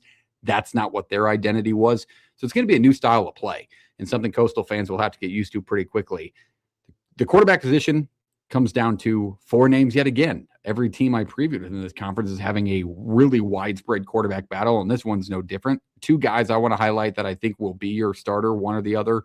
Trey Guerra, the redshirt junior. He comes in from Tyler Junior College. He can sling it a little bit. I know they're really excited about him and like what they saw in the spring, but they didn't say he emerged as just the guaranteed starter. I think we'll learn that closer to week 1. And then your other options, Deuce Bailey comes over from Missouri State with his coaching staff and his offensive coordinator. It's a redshirt sophomore. He's only started a game, but they like what he can do with his legs. And I think you may see, again, a dual-headed monster, especially early in the year, in year 1 with Beard at Coastal Carolina, of both of them seeing playing time. But they have some battles that they need to get through. At running back, Dominic Nicely. And at wide receiver, Robbie Washington. Those are the 2 returners I would highlight. They're not starting returners from a season ago, but they're both depth returners. And it's not bad to keep a couple of familiar faces around the program. They know what the area is like. They can hopefully enhance the team camaraderie. Things off the books, I think there is going to be benefits too for year 1 under Beard here. because the offensive line is the biggest question mark of this group, gents. Like, I'm not too worried about whatever quarterback. There's not one that stands out more than the other when it comes to returning production, starting experience. But the offensive line lost all 5 starters. Both of their tackles transferred to Power 4 schools, so you know that they had talent in those positions. So we'll see how the mesh of, again, it's transfers and depth pieces from a season ago that didn't see a lot of playing time goes for this offense. And I think until we know what quarterback we're going to get, we'll know what kind of style that Petrino wants to run this offense under. On the defensive side of things, at least this unit was within the top 100 of college football, kind of out of the ordinary for the Sun Belt. I was looking at over a lot of the teams. When it comes to returning production, they're 44%, which puts them at, I believe, at 94th out of 138 teams. They returned 4 starters from a season ago. The new defensive coordinator here is LD Scott. Also came from Ohio State with Beard. I think the defensive line will be the strength here. In a 4-3 scheme, which, again, is different from what they ran beforehand, the Oklahoma State transfer in Shadavian Bradley stands out a lot to me. Like, obviously, Oklahoma State had its struggles, but this is a guy I think can be successful, and the guy they're going to center around this defensive line, which needs to take a step forward. They had some struggles last year on the offensive side, but, I mean, they gave up their points at the end of the year. Even in games that they won, they were getting up 27 to 30 points in those battles. On the back end of this defense, South Dakota State transfer Jalen Lee stands out to me. He's a really good addition. Obviously, going to a program like South Dakota State, you'd be like, I don't know if he can compete at this level. I promise you put South Dakota State in the Sun Belt, they're going to be competing towards the top. That's just the way that program's run. So he's a hell of a player. This side of the ball looks like it's stout up front and has a good core of returning linebackers. Those 4 returners are made up of the middle of that defense. I think it's going to come down to getting to the quarterback. Can you get the defensive line up to speed and limit the passing game? Because they were brutal out of the season to go. Overall, I think 7-5 was nice for Beard in year 1 in the FBS and Missouri State, landing them this jobs, but there's 58 new faces here in total. And it's truly a wait and see with lower expectations from the college football world, I think, on Coastal than they're typically used to. But they got to get back to their winning ways. That 7-8 win mark, and I think that's what they expect Beard to do here quickly. But the win total only stands at 4.5 this season, gents. I don't think it's the world's toughest schedule. It's not a world-beating schedule, but they've got a couple of tough games to start at West Virginia on the road in week 1. Obviously, not something you're itching to do with a new coach and a new program. And then at Delaware, a Conference USA team that we're high on and a team that expects to win, especially at home. And it would be crazy. I think they'll probably be a touchdown or 2 dog in that situation. So we'll see if they can do it. They've got a tough opening schedule when it comes to the conference, or closing schedule, that is. What do you guys think on the Shots this year? You high expectations, or kind of picked towards the middle of the back of their division here, Jake? Yeah, they kind of pissed me off, to be honest, because I don't know how you fire Tim Beck. And it reminds me of, like, I think Coastal might fall under like the delusion that they're just going to always go back to those Chadwell years where they won back-to-back 11 wins, and they just expect to do that year after year now. I don't know what they're spending compared to their peers, but I can't imagine it being more than James Madison. So you fired a guy who went 20-18, won 6+ wins every season. And I watched a little clip online today when they fired him, and students were like, well, we got killed at the end of the year and he just wasn't as good as the guy before. Okay. Like, you just hired a guy who went 7-5 in Missouri State, but he wasn't good in the Missouri Valley when he was at Missouri State. He just took the first train out that he could. And I don't blame him for going to Conway. No. You're right. It's a lot better than Springfield, but I don't know. I kind of, cause like they're over under sitting at 4.5 and they haven't won less than 6 games in 6 years. And I don't think they're getting to 5. I'm taking the under. Yeah. For me, it's what's the offense look without that kind of quarterback, right? Running the show. It's a completely different identity. Yeah. Like Clark, right? Last name's Clark. Yeah. At Jacob Clark at Missouri State. Yeah. That's a guy that they leaned on and were like, hey, go win us football games. And he pretty much did throughout the Conference USA. Parks made good points on the fact that, like, this is a tough little deal here for them, because I don't think the Sun Belt schedule is that easy either. Like, I don't think their draw is that great. They're in the tougher, or I don't know if it's a tougher division. I think the West is a little tougher top to bottom, but being in the East, your cross games aren't super easy. And you got to go to James Madison, Louisiana, Arkansas State, Old Dominion are your last 4 conference games.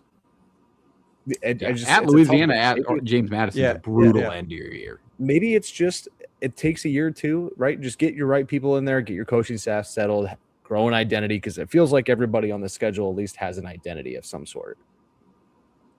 It was a brutal start to the year last year, and I think they run into a buzzsaw, which they also didn't give Beck credit for, Jake, by the way. Like Virginia, going into last year, you didn't think you were. I mean, you probably maybe thought you were going to lose, but 48-7, and that team won 10 games. Like their non-con was brutal. South Carolina, East Carolina, Virginia. South Carolina in week 11, by the way. Yeah. They got the SEC bye late in the year. Fine-tuned South Carolina.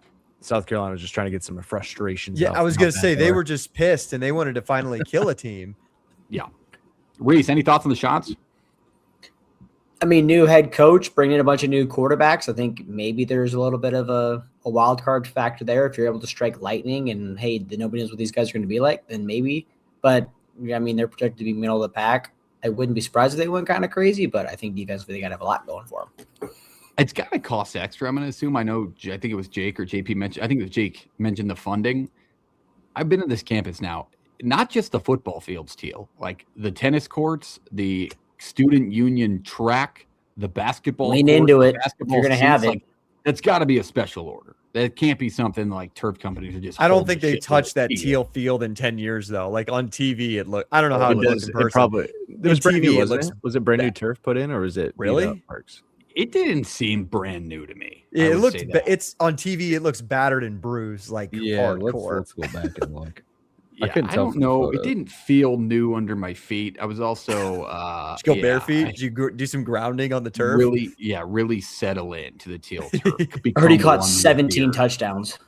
I did. I had my wife throwing me dots in the corner. She looked like Jeff Sims. All right, let's move on to the next team.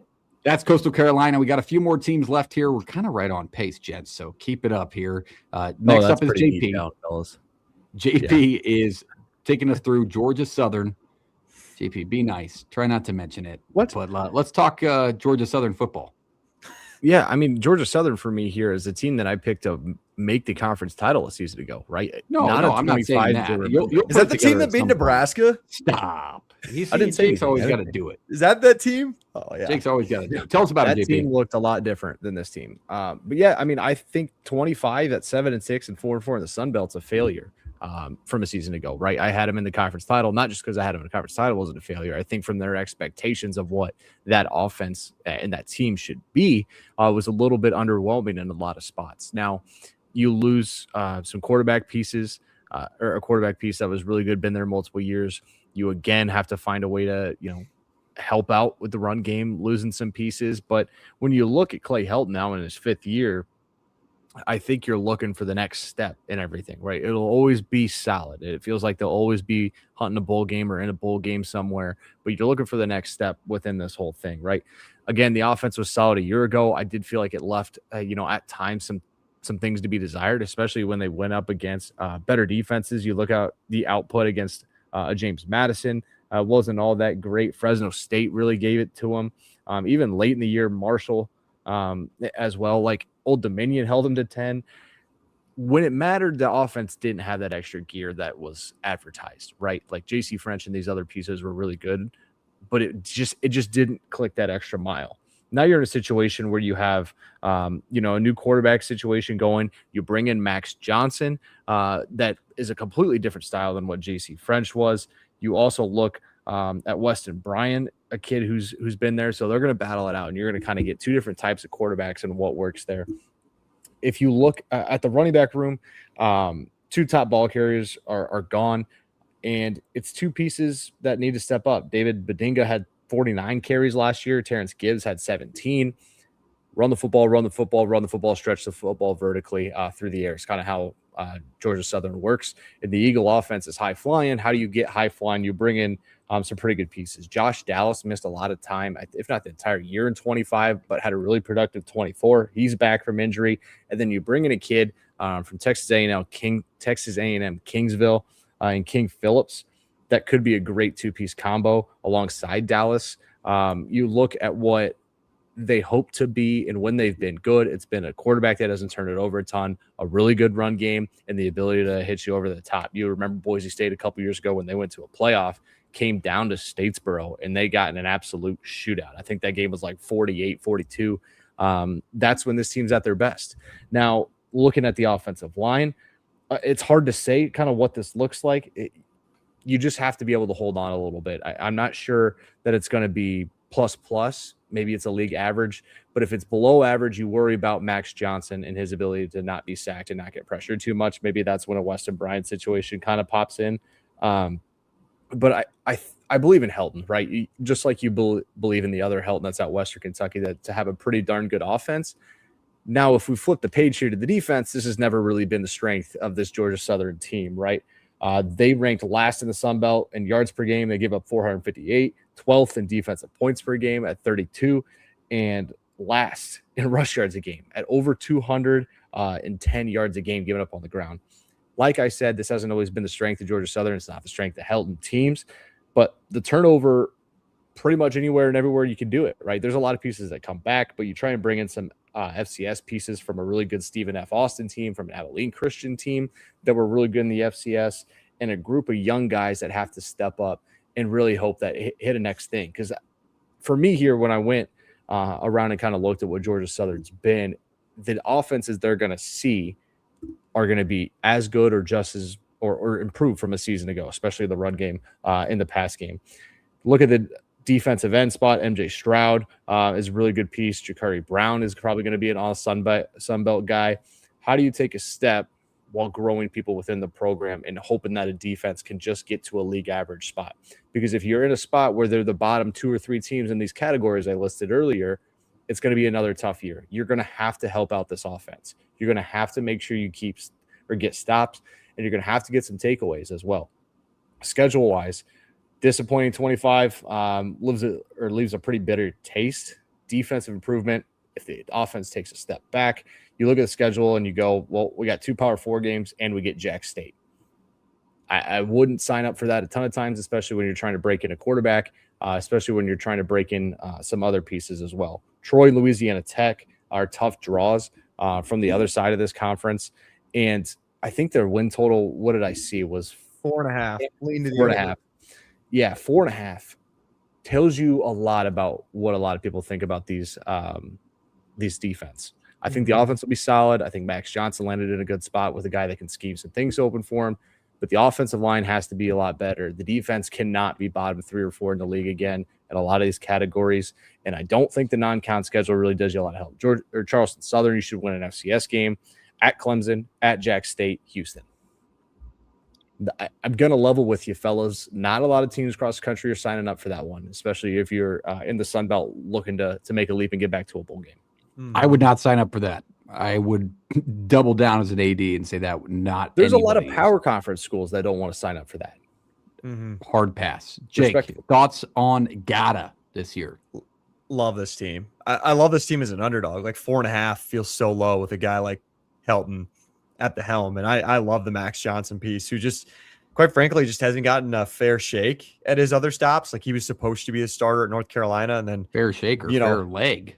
Yeah, got that just a super tough draw, with that brutal injury in week 1 or whatever that is. So I love a restart for him in this spot. I easily think this team gets to a 5. I would be shocked, honestly, if they don't make a bowl game. Yeah, that's why I'm like, I kind of want to go and like find a juice over for 5.5 here. I bet you could. I mean, I like the team as well. For me, I mean, the defense was so bad a season ago. Georgia State pieces there. It's pretty bad, fellas. Like it ranked in 3 pretty big categories defensively. It was last. It couldn't have been Georgia State bad. No way. They could have been Georgia State bad. Their home games, play defense in Georgia. Their home games, they got to be manageable. Charleston Southern, whatever. But you said Houston, maybe pick them off. JMU at home, App State, Marshall, Louisiana Tech. Like hold serve at home. Yeah, you got some tough games at home. You got to have 1 or 2 of those. Reese, 2 cents on the Eagles down there? 2. I was going to say the guy's been 6-6 his first 4 years. I think it'd be kind of a jump for him to go all the way down under 4. I'd take the over. I don't think this team is going to drop down that far. I think they're going to find themselves in the bowl game. I don't know. I don't know, AKC. It's kind of a revenge game for you guys. You guys got to get back from last year. I can't give up 41 points again. Jambo, right. yeah, I talked about Marshall earlier. It was that's exactly kind of what we said, right? Senior heavy offense, good quarterback, going to be a really good run game as well. Yeah, you can hit the rewind button on that and watch that Jambo. Appreciate you being in the comments. Hit the subscribe button while you're here. Let's move it down to the next team. Reese is up. Reese is taking us through La Tech. La Tech, the new face, the argumentative face to get themselves within this conference. We've been on this field. We've been around this program. We kind of hold it close to our hearts without saying it out loud. So tell us about the Dogs in 2026, Reese. Tell us about the Waffle House. First year, I absolutely destroyed that Waffle he actually doubled the NIL money. I might have supplied like a semester's worth of books for one of these players. You go 8-5 last year. You went 5-3 in the CUSA. Welcome to the Fun Belt. Here you go, boys. But you get Blake Baker coming back, who's supposed to be the guy again. Had an ACL injury a year ago, but before that, had a solid year for himself. 1,200 yards with 5 interceptions and three INTs. Only lost to Delaware and Western Kentucky, not Wisconsin. Delaware and Western Kentucky by a point each. That Western Kentucky game went into overtime, and we know how good those teams are year in, year out. Delaware having a good start to their FBS tenure. The backup Trey Cook, I believe is how you pronounce that, is the guy who kind of filled in last year. He's expected to still be involved with the offense, primarily going to be more as a runner, I would say. He was second in the team in rushing last year, so if they're going to have him in there on third and shorts, run some RPOs, what have you. One of the big issues is no experience comes back for the backfield. Everybody has departed, and your top 4 receivers are also all gone as well, too. One big help, though, is you brought back your tight end and Eli Finley, who was a big pass catcher last year for the boys. Is going to look to make an impact along with a couple of the new wide receiver transfers they have. They brought in a guy from Oklahoma State and then an Eastern Kentucky guy as well. What does help, though, you bring back your veteran left tackle in Hayden Christman. He has started in 24 consecutive games, and this team absolutely had one of the lowest sacks given up last year as well for the Conference USA. Defensively, the linebacking core is going to be one of the strongest of the group, as Colby Fields and Jadon Mayfield are both returning. They got a couple other guys that filled in last year when they had some injuries. Alonzo Jackson and Zarek Hill, they're going to be getting some solid reps throughout the year as well, too. In the backfield, though, you got to replace a lot of guys that are responsible for a lot of interceptions. You had 22 INTs in 2025, and unfortunately, those guys that cause all those are all gone. Cameron Carter and Amari Butler are listed as the top 2 cornerbacks, but they'd bring in Power 4 transfers all over, so for those guys to kind of have some competition early on through the season. And turnovers are very hard to create, obviously, but for the defense's sake, I hope that the defensive coordinator Luke Olson is able to recreate some of that magic, because one of the issues, too, they kind of had last year was getting to the quarterback. They were just able to make some great plays in their secondary and keep guys covered for a little bit longer. You dive into the schedule, though, and I would argue that they probably have one of the tougher starts to the year, I think. 3 out of your first 4. Northwestern State to start the year at home, which is fine. You go to Death Valley, to Baylor, and then you bring Army. And, I'm a go Army, beat Navy guy. But that's just a game, too, where it's not going to be the most typical game you play for. It's a whole different week of scouting and figuring out what you're going to do to stop that. And then your home schedule, you get Louisiana, Old Dominion, Southern Miss, Arkansas State. And your road game, the one road game you're really concerned about, I think, is just your Troy game. But you get your bigger ones with ODU and Arkansas State at home. Like I said, they're projected to be 3rd in the West. And I think if you're able to get some solid play out of Baker and just the defense can have any sort of that luck, like they're going to find themselves competing for the West at the end of the year. 1-0 LSU, 1-0 Louisiana Tech College game day, week 2. Any takers? Stop saying Rustin. I will. Yeah, that Hell would be yeah. electric. A season ago, they did face LSU, and it was a 23-7 game. I can't imagine it's going to be 23-7 this year. I think you got to get through that one healthy. But I like Sonny Cumbie. It's hard to rule him out. Like obviously a massive leap forward a season ago. They got to ride it out. And the schedule, there's some challenges late in the year that they're going to have to get through to get to that 8-win mark again. It feels like a big stretch. Jake, thoughts on the Dogs? I just think they're going to have a target on their back, to be honest. I think this is a team that fought to get out of CUSA. CUSA is going to be rooting against them. Now you're joining a conference with a lot of in-state rivals and a lot of regionality rivalries. I think just the target's going to be on your back, and a lot of people are going to want to make you regret joining the league and not thinking you can just come in and dominate it. I will just give a little shout out though, because we got to give a shout out to our guy Jambo now. Like to subscribe. That's how you listen, people. You're a good man. He's going to share your channel with the message board over at Marshall. So this has been a messy episode. We love the herd now. So if they reach to this point, this is not how we typically run things, and that's on me. But we're going to get through it, and we're covering each team as they deserve. But we appreciate the like and subscribe. Good plug there, Jake. Any thoughts on the Dogs there, JP? Yeah, I think Reese made a good point in saying, like, yeah, like this is a team that could battle for a West Division title. Like, I think the pieces are there. I think this is a program that thinks they should be there year in and year out. And yeah, maybe that does put a target on their back.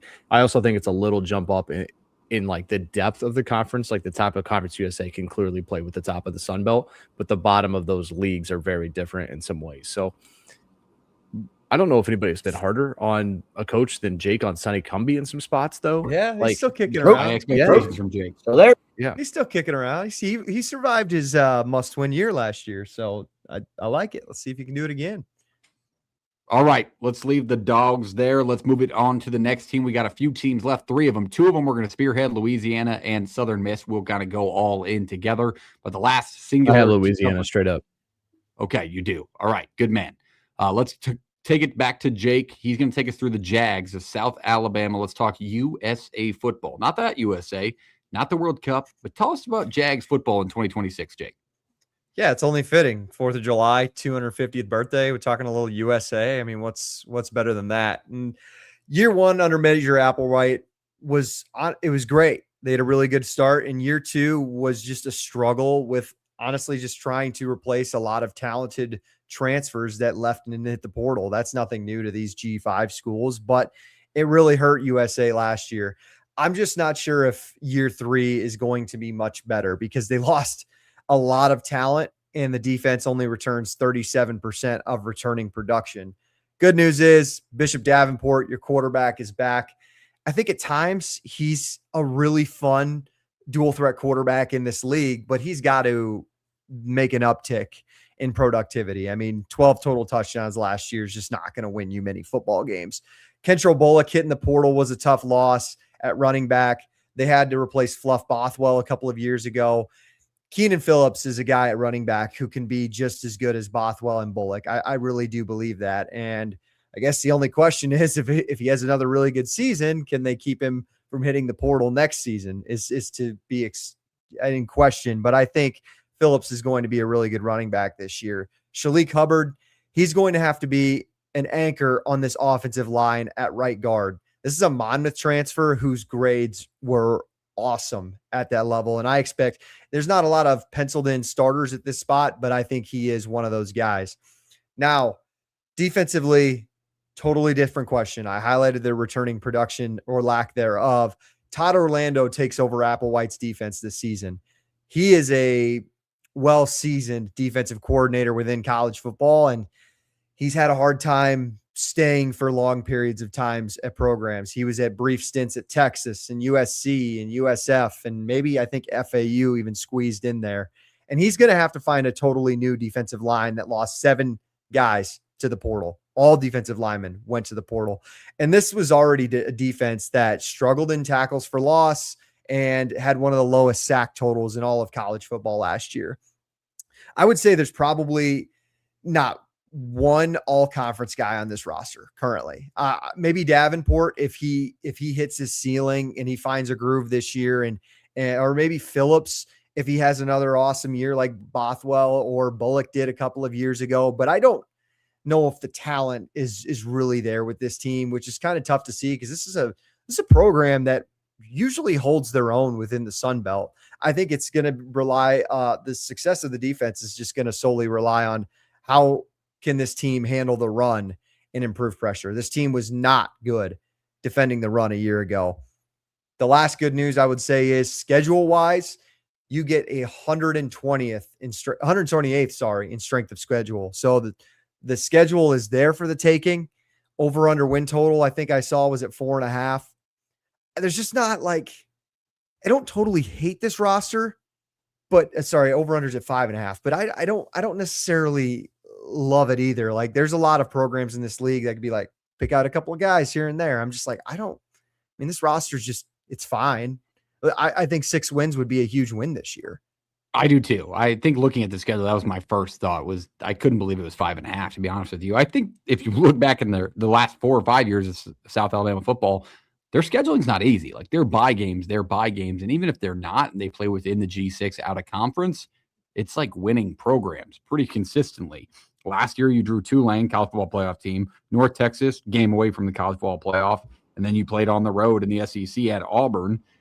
This year at Tulane, you got to finish your home and home.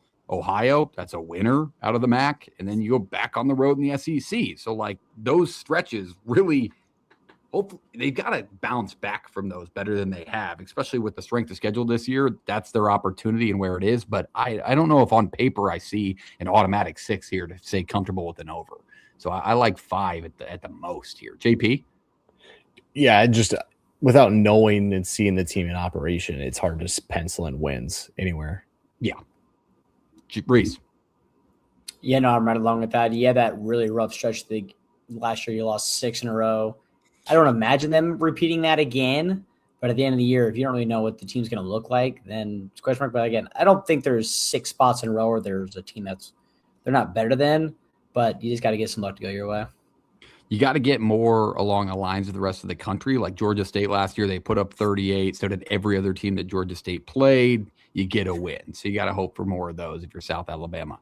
All right, let's keep it moving. Let's go to the last singular team we're covering before we spearhead the Southern Miss Golden Eagles. JP's telling us about Louisiana in 2026. Talk Ragin' Cajun football. And it will still ever be Louisiana Lafayette in my head, JP. I don't care what anybody argues me with. But tell us about Louisiana in 26. I think the branding department may argue with you there. But, Michael DeZormo is kind of a Louisiana guy, comes into this position where it had been Billy Napier taking this team to conference titles, winning conference titles, and having a ton of hype and a lot of talent around it as well, right? Gave a lot of teams fits outside of the Sun Belt, especially within the conference as well.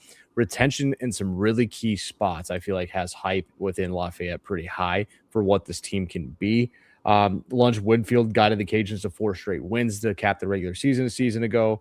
I know they went into a bowl game and kind of disappointed in a loss to Delaware. I know they disappointed me earlier in the year with a loss at Eastern Michigan, a team I felt they were much better than, but made some changes. Things kind of got figured out. We got to a point where, 4 straight wins to end the year after a really rough beginning and middle stretch there. Has a lot of things going your way. Run game replaces 2 studs in the backfield, right? Both end up at power programs, 2 really good ones. And Anthony Reagan Jr. Is a Howard transfer, and you kind of hope that he's a piece that you can really add to. Winfield is talented, but a lot better with his legs than he is his arm. So hoping that if the run game is where we want to be again with DeZormo in this offense, you're hoping that this Howard transfer could come in and truly help you out in a lot of spots. As far as where you are kind of elsewhere on the offense, Sampson and the tight end Jensen are your leading pass catchers. They're both back. I think the Sampson kid's pretty darn good. In the tight end room as well with Jensen is going to be 2 pieces you can really rely on. Now, this isn't an offense I feel that is going to be super explosive. They're more pro style. They find a way to run the football, right? Hit off play action, let an athletic Winfield make plays for them when needed, and kind of work that way. Defensively, young and new faces sprinkled throughout the entire roster, right? The defensive line should be pretty deep, but doesn't really have a star or stud on the edge or on the interior that really stands out to us. The linebackers are program guys, have been there through the years, but a little unexperienced, right? When you have pieces that come through, you kind of wait your turn. That's what this linebacking core is. Now, we've seen places where that's been really good, and you can just get a really good serviceable linebacker out of it. I think you struggle to find the star in that situation, because if they were that talented and star level good, they would have played within their first couple of years. But they'll be solid. Probably they understand the scheme and what you want to do. Brenton Gordon Jr. will be a really good corner to anchor a side of the field. I think that's one to highlight when you look at what they want to do defensively. I don't think it was a bad unit a season ago, but when Louisiana's been good, it's been a pretty darn good front 7. It's been a really good back end with some good pieces in the secondary, and it's been a really good run game with a quarterback that can kind of run that thing for them. Schedule-wise, 1 P4 game with USC. You get Troy and Arkansas State at home. and kind of get a chance to win a wide open West. I've said it 3 or 4 times, but I think the West is pretty gettable here, especially if you're Louisiana looking to get back to the top of the conference. So I don't know how you guys feel about this team, but I feel like there's a ton of continuity for what the Sun Belt holds. I think the quarterback situation brings hope that you won those games late in the year. I think you feel confident in some of the pieces you have at receiver, in some of the pass catchers, but maybe the running back room, you just need to see an extra click. And that's why you bring in a guy from Howard like they did that ton of confidence in, right? I think he was an FCS All-American as a freshman a season ago at Howard. So what's it look like, right? I think DeZormo's coming into some tough shoes to fill with the Napier departure a few years ago, but even then, right, like this is a program that wants to win and got pretty used to it pretty quick. Thoughts on the Raging Cajuns, Jake? I was just impressed how much they kept back on offense. And from what I heard, it didn't sound like they had a ton of NIL money. If Lunch improves his passing game just a little bit, this is JP nailed it. This is an easy dark horse team to win the league. Like, I would not be shocked if this team wins the division come November. Like, I really think this team can surprise a lot of people and kind of get back to their Billy Napier glory days. All right, let's go to the widespread so we can save a little bit of time to cover surprising, disappointing in the conference championship. Let's talk Southern Miss, Jake. I know you said you had a little bit prepared and you can improv this, and this might be a team that deserves a little bit of improv here. A lot of changes. Blake Anderson in year 1 here. What do you think on the Golden Eagles in 26? I mean, no disrespect to the fan base in Hattiesburg, but it feels like this is a good team to improv on, because there is so much unknown. Like, we can try and talk you into some things, but this team is completely new. And this is what I highlighted last week in my American preview when I covered Memphis. The Charles Huff thing kind of pissed me off a little bit too. Like, I'm sad for these. Extremely infuriating when it comes to being like a college football fan. He's doing what players do. Yeah, and they're replacing now. I think, again, this is the second year in a row Southern Miss fans have to learn 60 or 70 new players. I mean, their offense returns nobody. And it's kind of weird because Athlon highlights it. They're like, you're going to get some continuity with Blake Anderson coming back. It's like, not really. There's really not many people that are coming back. There's a transfer at quarterback and Ethan Hampton, and then the Landry Liddy kid was a freshman a year ago who I don't think saw any playing time. Athlon even highlights this kid, Caden Sanders from Penn State. And they're like, yeah, he was a former blue chipper, but he hasn't taken a live snap since 2 years ago. And I'm like, boy, I don't love that. I hope he was rehabbing over the last year and he's ready to go. But it is going to be fascinating. And I'm kind of excited for Blake Anderson to get a restart, because I think he kind of got screwed over a little bit at Utah State a couple of years ago too. So I'm excited for him to get a head coaching role again. It's just, honestly, it comes down to just winning, dare I say, 4 or 5 games, because this team has really struggled since the move to the Sun Belt. And this is a program that has seen numerous they've actually seen a winless season. They've seen numerous 1 or 2 win seasons. So I think even 4 or 5 wins would give these fans a lot of confidence going forward, just given the situation. I mean, look at this defense. Again, I'll highlight it that Athlon says they got defensive transfers from Ole Miss, Ohio State, Texas A&M, Auburn. Like, no guys that have played, but they're taking the alternate route where you see a lot of G5 programs take shots on FCS programs. They're going the opposite direction. They want to go P4 players that just didn't play at that level, and we'll see if that shakes out well for them. It's not a bad way to go about it in year 1 at a new program, right? To bring those guys down, you take your lumps and bumps. You're in your first year as well, and then you can develop guys that had talent for the Power 4 level. I think last year, too, the thing that rubbed me the wrong way about Huff and the way they went about it is this team was 5-0 within Sun Belt play, rolling into Texas State, and then Braxton doesn't play. They get obliterated, and then from there on out, it kind of felt like the team, they lose to South Alabama and Troy to finish the year, and then all of a sudden their head coach departs, their quarterback departs. And so I'm wishing the best for the program. I think early in the year, like, to get to that 4 or 5 mark, like you're saying, Jake, you got to get like the unknowns being UConn now without Jim Mora. They're in a new clean slate as well as you are. So, like, you got to get those to really hit your number, and then maybe steal a couple of conference games. But not the worst of the worst in Southern Miss, but this is the unknown. Like, we constantly say it's a wait and see. This is a wait and see, JP. I mean, if there's a guy that's going to go in there and get the most out of guys trying to find their way within a program, it feels like Blake Anderson. Like, yeah, I think you know what you get out of him as a coach and what he does with what he has. And Utah State maybe got tired of that, not hitting the upper echelon. But when you're trying to kick a program back into gear, I think it's a good from internal hire, right? Like offensive coordinator a season ago gets a chance to run the darn thing now, understands the people around the program, even if it is a different staff in this sense. Like, who knows? Like Jake said, like maybe they hit a couple of these guys that just didn't get chances or got buried in rooms. This is a lot of, group of 6 schools that grab these guys that weren't playing at bigger schools, but maybe a couple click and maybe you get a defense that's really stout, or maybe you get an offense that can run the football with anybody in the country. Who knows? Like, I think they'll have an identity with Anderson, right? It'll be a pretty solid offense in a pro style, and the defense will try and be bend but don't break. Sometimes that wins you football games, and we've seen that with programs over the years.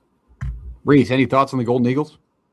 So yeah, they don't all gotta be pretty games. You can win some ugly football games. I mean, you're looking at the preview magazines and the number of guys are bringing in defensively from the SEC or big schools. Like, who knows if you can catch lightning in the bottle and make it click? Like, they could be a sneaky team just to be competitive this year. Not saying they're going to go and win the dang thing, but they can find a way because somebody's got to lose games in these conferences, and they can find a way to maybe upset a team or two. Yeah, I think the most intriguing story here is somebody's got to write a story on Huff's ability not to recruit, not to retain at a program, but just to bring with him. I got to know if the guy's the world's biggest suitcase, because all he does is keep jumping ship. So hope for the best for Southern Miss. Over under win total, what did we say? Was that 4.5? I think it's actually 3.5. I think 3.5. Yeah, lean to the over. I'll take the over too, just because I don't want to cheer against a team that's had to go through this twice in a fan base. It's honestly more deserving than this. Yep, let's see. You probably want to be conservative saying under, but I would love to see 5, 6. That'd be fun. All right, that's Southern Miss as the spearheaded of the unit. That's everybody. We covered all 14 teams within the Sun Belt Conference. Time to go to season-long predictions quickly here. We're going sleeper picks, roundtable if you got one. You don't got to force one, but you have a sleeper team here that's maybe picked second or third in their division that you're like, guys, I see this team in the conference championship. And if all goes well for the Sun Belt compared to other G6s, maybe talking about a college football playoff spot in that G5 bid. Is there a team in your mind that's sleeping in people's minds, Jake? I think my conference title is a couple of sleepers, but I'll just say ULM. Just being like predicted last. Everybody's projecting this team to go last. I'm not saying this team's going to go out there and win the conference or anything, but I do think that this team could get to 5 or 6 wins again. And they're projected, that 3.5 dead last. I just don't see that team getting dead last this year. JP, you got a sleeper? Super quick there, Jake. I'll take Louisiana Tech. I think they get the dogs this year. Hot take. I think Monroe gets the dogs this year. That'd be fun. I wish we were going. I built that as my rivalry game to build. Reese, you threw your finger up there. Are you agreeing with JP? Put me on that one. Put me on La Tech. I like that one. Again, we do have those heartstrings still pulling on us. All right, surprising, disappointing. Let's go disappointing here. Is there a team here that you're like, I don't think they're going to be as high as maybe Athlon or Phil Steele or even Pick Six puts them within the Sun Belt Conference if they've talked about them on the offseason? Arkansas State for me. I think the quarterback thing is a bigger question mark than it's given credit for. I think I'm going to go Louisiana Tech. Wow, the dead opposite. All right. A little split here. I think Louisiana may not be as high. I think there's a team that's going to disappoint me. I think they could lose a couple of games late in the year. They don't get to a bowl game. Defenses. I would say 5 wins is disappointing for that Louisiana team. In the West, there's some people that really I'm saying you're right. What's their win total? 5.5, 6.5? 7.5. We should get to our conference title picks. All right, let's go to the conference title picks and predictions, gentlemen. That's what it all comes down to. It's whatever team's playing for all year long. There is 2 divisions here, gents. We'll keep that in mind when you pick your game. Jake, you feel like you're on the edge of your seat to tell us. So make him go last. Okay, JP, you tell us then. I'm going to go JMU. I just think the schedule is too easy. It's still a talented group. And I think that side of the conference is a little easier. In the West, I feel comfortable going anywhere here, but I'll go with a team I just previewed. I think Louisiana has a shot to win the West here. And I like the quarterback situation. I like what they're going to be, and I'm hoping the defense is pretty darn good too.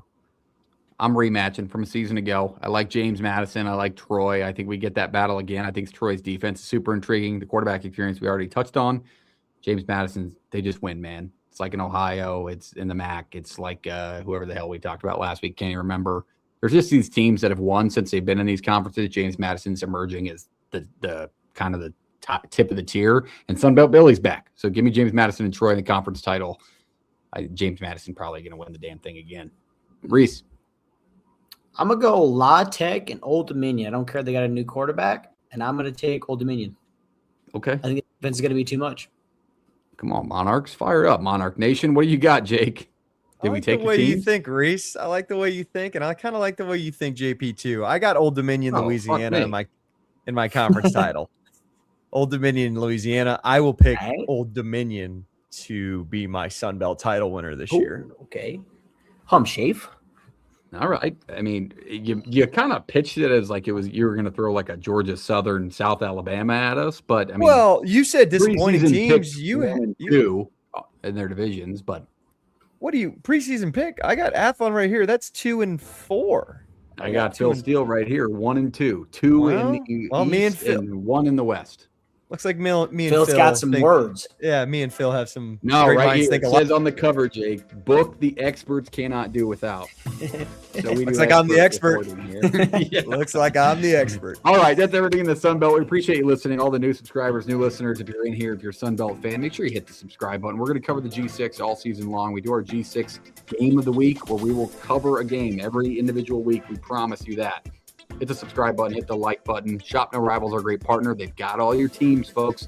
Check them out, shopnorivals.com, code PTFS at checkout for free shipping on the best hats in college sports. We love you. We'll see you next week for the Pac-12 preview to close out our group of 6 previews headed into the college football season. Jake, take her away. I gotta say something. If you're on the boat with some friends this weekend, you're with friends and family, make sure you grab their phone. Hit that subscribe button while we're at it. Let's grow this. Happy birthday, America. We love you. Have a great 4th.